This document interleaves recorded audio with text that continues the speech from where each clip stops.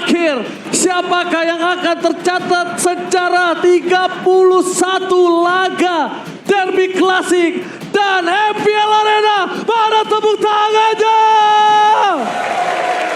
Langsung menuju ke dalam lane of down. Oke, satu kesempatan lagi. Apakah sang macan putih bisa membuat sang raja kembali terperosok di zona merah atau justru dikembalikan keadaannya? Dan ini dia, satu game terakhir di Derby Klasik, 31 match point antara EVOS Glory dan juga RRQ Hoshi.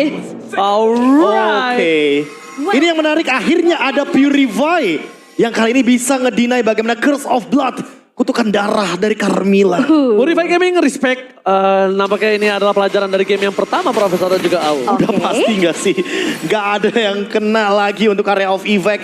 Apalagi setelah melihat referensi dari game yang pertama, data sudah berbicara bahwa memang Purify sangat-sangat dibutuhkan untuk ngedinai hero-hero roamer dengan area of evac. Oh, lihat Cloudkun di sana. Ketika rotasi yang akan coba dilakukan Finn membantu ke arah Versik, tampaknya Cloudkun sudah tahu. Itu dan langsung ditutup begitu saja dengan sangat cepat dan sigap.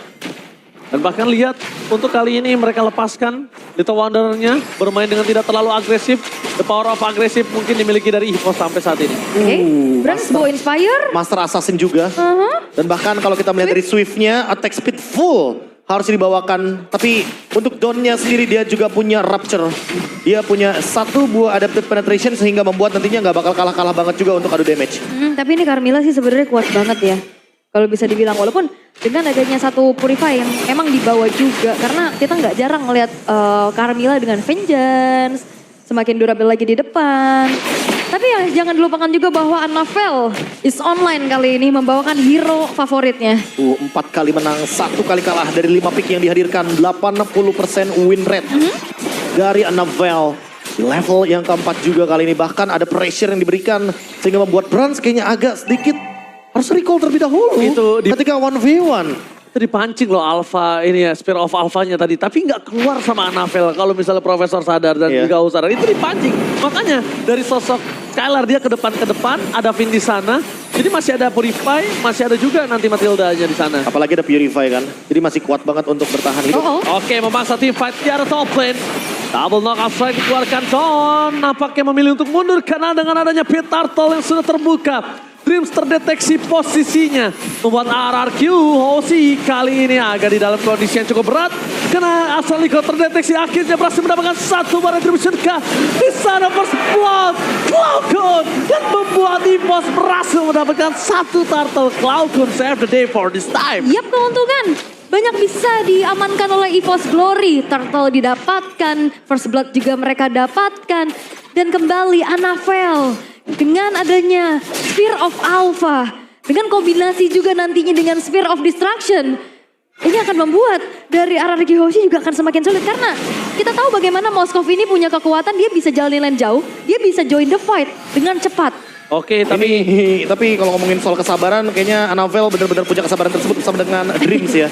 Tadi dia benar-benar gak terpicu loh untuk langsung eksekusi dari turtle-nya. Oke, dan satu hal sih, ini bisa kita bilang permainan yang dimiliki dari tim EVOS, mereka tidak boleh terpancing dengan Skylar. Dari tadi, kalau misalnya mereka lepaskan Skylar, mereka dapetin objektif. Dan 2 game sebelum ini, siapa yang menang di early, mereka bisa bawa game ini. Iya makanya, mereka perlu fokus ke early game terlebih dahulu dari masing-masing kedua tim. Apalagi untuk turtle yang pertama yang sudah didapatkan, harusnya menjadi modal atau bensin awal bagi Annabelle. War X, item pertama yang akan membakar lagi true damage. Dan yang akan dijadikan target pasti adalah Versik.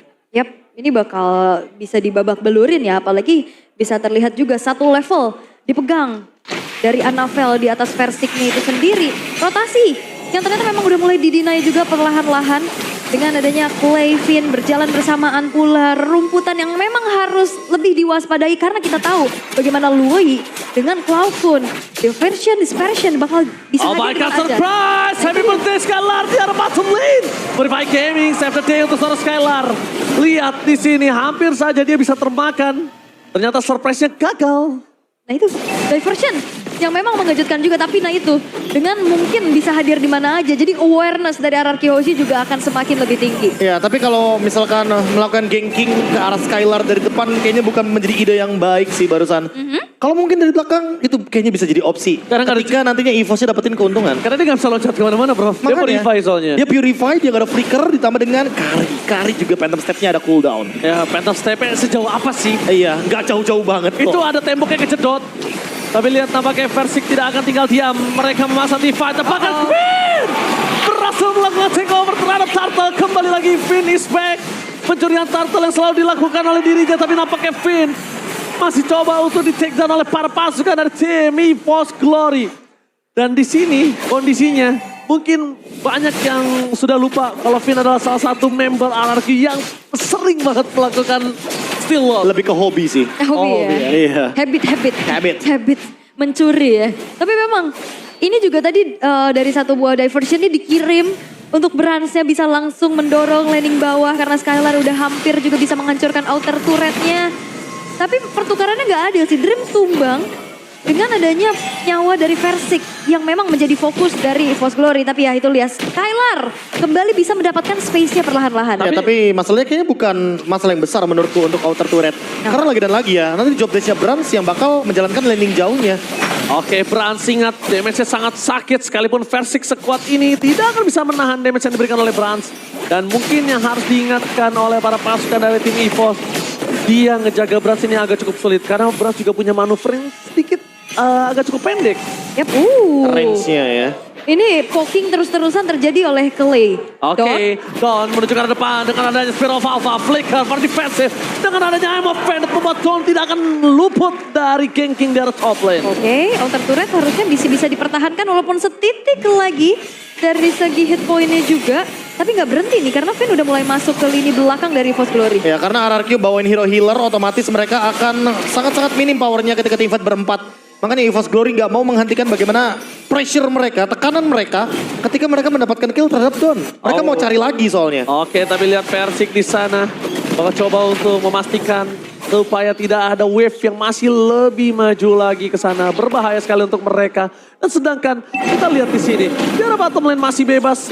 Turtle kembali di arah top lane.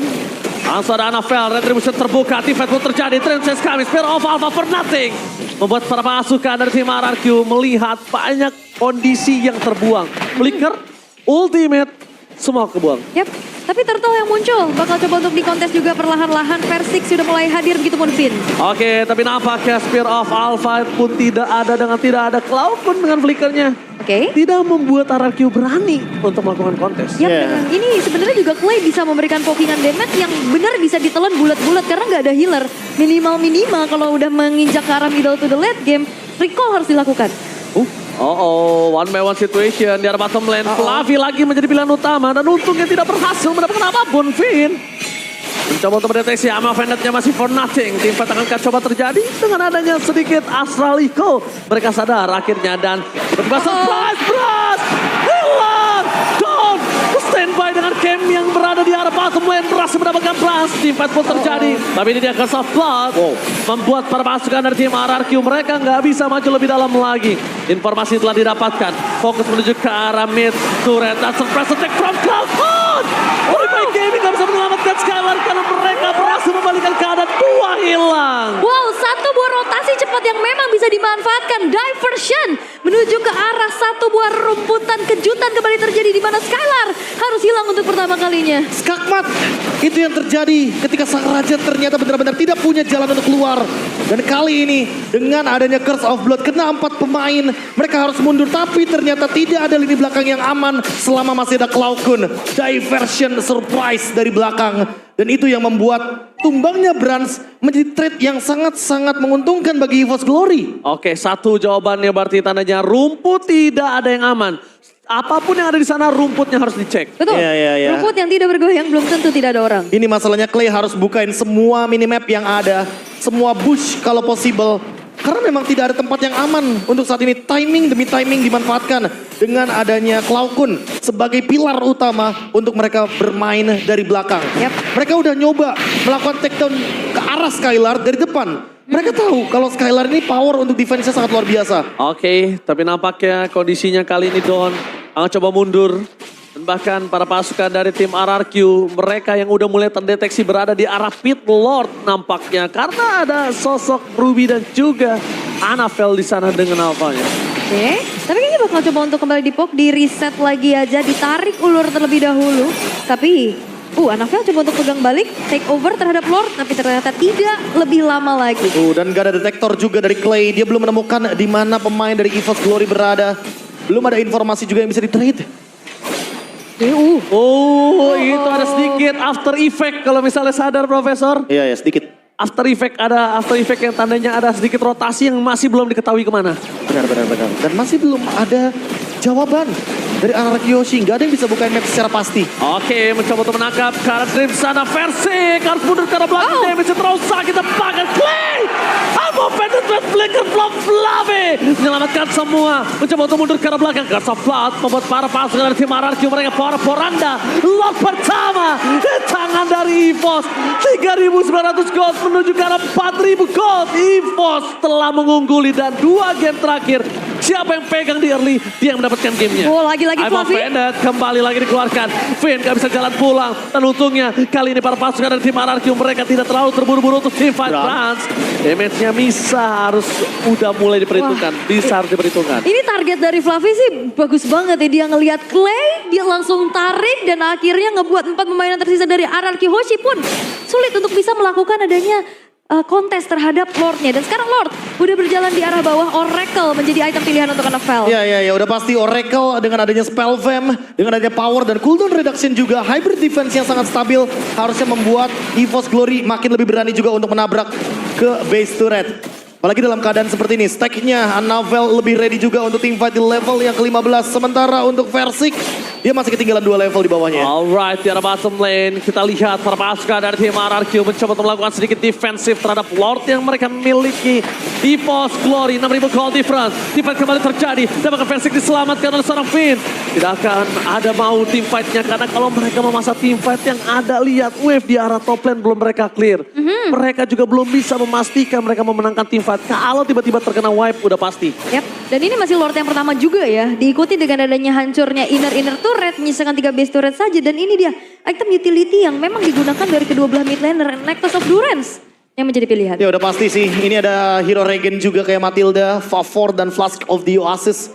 Yang harusnya mendinai sedikit dengan adanya efek life win dari Necklace of Durance. Tinggal gimana caranya winning condition dari RRQ Yoshi menurutku bermain defensif. Tapi tidak melupakan bagaimana rumput atau bush yang ada di dalam area jungle. Karena jatuhnya kayak gak ada celah sedikit pun dari EVOS Glory. Semua rumput berbahaya karena ada diversion. Bahkan bukan rumput doang Bang Gabe, kayak di belakang base turret aja. Ini mereka bisa banget buat tabrak loh. Yang kita tahu bagaimana teleport di luar dari lane of down itu sendiri untuk masuk ke lini paling belakang. Dan anchor dari EVOS Glory terlalu banyak. Jangkarnya bisa dimainkan dari 2 pilar. Yang pertama ada Carmilla dari Dreams. Area of Effect, Curse of Blood-nya bisa saja dimainkan. Dan yang kedua adalah Fluffy. Ditambah lagi, Fluffy udah punya immortality. Jadi backup of Fluffy pasti bakal cepet banget. Ya, dan mereka tidak akan cukup damage untuk tim RRQ bisa following up. Karena memang Clay bukan spamming untuk area of effect, tapi dia single target. Single target dan Don. Dengan Pakitonya. Dia harus menemukan cara untuk bisa engage langsung ke belakang. Karena ketika dia 1v1 lawan Moskov, yang dimana Moskovnya dari Brand sudah memiliki Wind of Nature. Waduh, sulit banget. Terjawab sudah, physical damage dari Jeb yang begitu burst akan hilang seketika. Dan bahkan Donnya yang hilang. Donnya yang hilang, gak akan ada sisa nanti Don di sana. Lihat-lihat. Lu bayangin 700 damage dan gak ada blade armor. Bahaya ya. Dan sebenarnya ini dipaksa sih untuk EVOS Glory juga bermain nggak terlalu ngumpul. Karena kalau kena Astral Sphere itu juga bisa kena multi targetnya. Tapi untuk Lord masih coba untuk ditarik ulur dulu nih. Versik cukup berani untuk berada di lini paling depan. Jangan lupakan diversionnya. Oke, di sana muncul dari rumput Dreams yang cukup mengagetkan Versik. Untung aja Versik gak bermain Lord Chengxing ke arah top lane ya. Kalau dia main ke arah top lane, jarak pulangnya jauh, wah itu udah pasti disikat abis Versik ya. Harapan satu-satunya adalah dengan guided wing dari Vin ya. Untuk bisa menarik bagaimana sang Dino yang dalam keadaan terancam. Oke, Spear of Alpha, T-Fight pun coba dipaksa. Langsung ada Versik di sana terdeteksi bersama dengan seorang Clay.